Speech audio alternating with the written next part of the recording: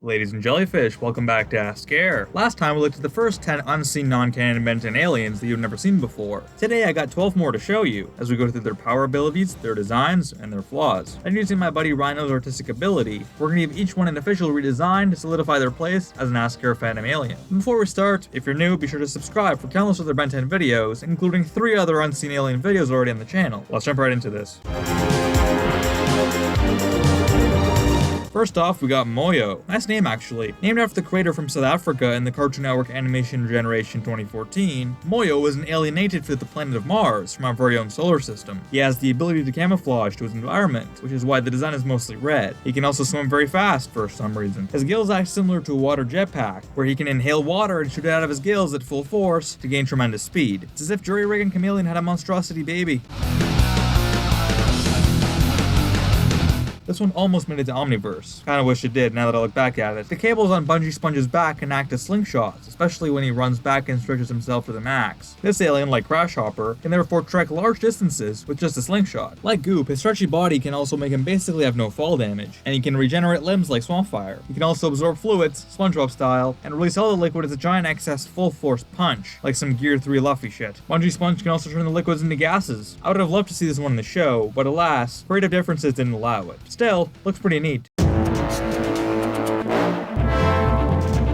The Vreedle alien sample in the Omnitrix is depicted under the name Decagon Vreedle. Basically, he acts like a Vreedle does. Like Octagon and Rhomboid, Decagon has the appetite to destroy stuff, blow stuff up, and be incredibly stupid. Also, basically immortal from cloning. For the additions to this one, we decided to give him 2 devices to aid his explosive expertise. The Chemo Glove, inspired by Dr. Robotics' glove from Sonic movie, and the Deca Tanque, inspired by Honey Lemon's bag from Big Hero 6. With these 2 weapons, all Decagon has to do to explode something is make a couple hand signs, with each sign representing a particular element. The gloves send that data to the tank, and the tank turns it into a bomb that could detonate when need be. Not that his business is any of your business.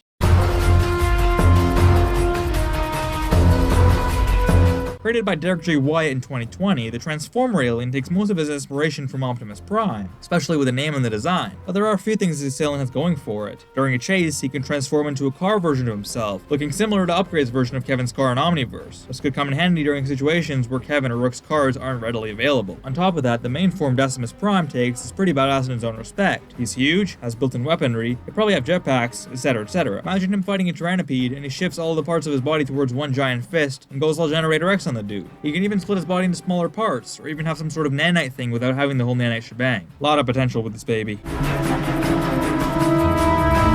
Basically an alien penguin, Alien Z is an excellent swimmer and can reach fast swimming speeds. He can launch himself onto land like a torpedo and slide on his belly, and even has laser-sharp knives on the edges of his fins. Apparently, had Alien Z made it into the show, it would have been voiced by John Lovitz. Probably not worthy of such a badass name though. Finally, an alien with some surprisingly interesting powers. Snark Tanque has a very specific form of ESP and empathic powers. With these mental powers, he's able to pinpoint his opponent's biggest insecurities and physical flaws, and use them to his advantage. Once a weakness has been detected, Snark Tanque can craft such an amazing put-down that his words inflict psychic damage on his foe. He doesn't need to be constantly submerged in his water tank, because similar to Ripjaw's, he is an aquatic alien. If taken out of it, he would pretty much just waddle around, completely helpless. We didn't really add anything new to this one, except for the idea that maybe his tank could have a cloak system which helps him due to his weaknesses. Think of it as something like that one Batman Beyond and Joker scene. It would really help him if his opponents couldn't see him while using his abilities. Based on the design of an undertime smoothie vendor, Squirtapiller has a pretty unique ability that allows him to take different substances, organic and inorganic, and turn them into a compound with the viscosity of a basic smoothie. He can even perform this task on gelatinous life forms such as galvanic mechamorphs like Upgrade, polymorphs like Goop, and the Linopin species. These slimes could be spit out to subdue enemies, or even just to create an appetizing smoothie for Ben's thirst. If you extrapolate the powers here, easily have Squirtapiller create different swords and weapons that harden after he excretes them. He could use his spit as sort of a web, like Stingfly did in the Kraken episode. He could even use it to make spider web-like structures to catch prey. Just a few of my ideas. This was definitely the precursor to Lodestar and Gravitac, because HippopotaMass, great name by the way, can alter the density of objects using yellow energy that he projects from his hands. Basically, he can make objects or even himself light enough to float. Past that, he could smush things into oblivion or into smaller volumes to increase density. He could obviously fly himself, but due to his hippo size, could hit the ground running with tremendous force. Apparently, out of all the post-run aliens drawn by Thomas Perkins, HippopotaMass was Derek J. Wyatt's favorite. Gotta agree with him, huge potential here. Massacre could also be a great replacement name. Let me know in the comments if that's a better pick. Yet another speed alien. This mechanical centaur is similar to Accelerate and Fast Track, but performs his speed a little differently. He can run tremendously fast using the wheels on his feet, and is physically stronger as well in terms of bulk. While I'd usually be pissed to see another speed alien, he is literally 10 times better than Fast Track in every way, so you can't really hate on it. He kinda reminds me of 6'6 or 7'7, and could ride off their powers with the laser guns in Assassin 5. He can reshape the muscle-like fibers that look like tires on his feet, and make them adjust depending on whatever type of terrain he's on. The muscles would act similarly to that of an octopus, but even stronger and more intelligent. He's just about the same speed as Accelerate, but can go even faster by adjusting his wheels to reduce friction. So much cool stuff with Skidmarx.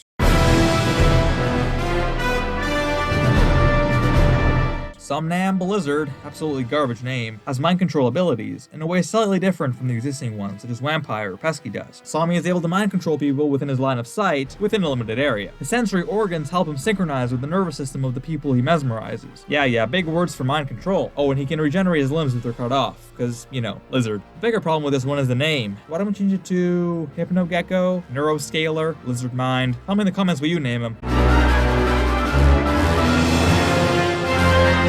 Mealymouth is a tall, thin, white-skinned alien who can control people's minds with his voice. Each mouth has a different tone or pitch of voice, and they can all talk at once. He's also a great liar. Gotta say, I love the existing art for this one. Totally looks like a villain out of the original series, or the Circus Freak Trio or something. How about we give him some rules so it doesn't get too out of hand? 1. If he gives a command with just one mouth, it'll only work with a small number of people. 2. If he gives the same command with all of his mouths, it'll work for a large number of people, and will also make his voice louder within that moment. And 3, and this one's kinda wild, if he gives multiple commands at the same time with all of his mouths, he can mentally shatter or damage his enemy. Mealymouth is a personal favorite, plenty of potential.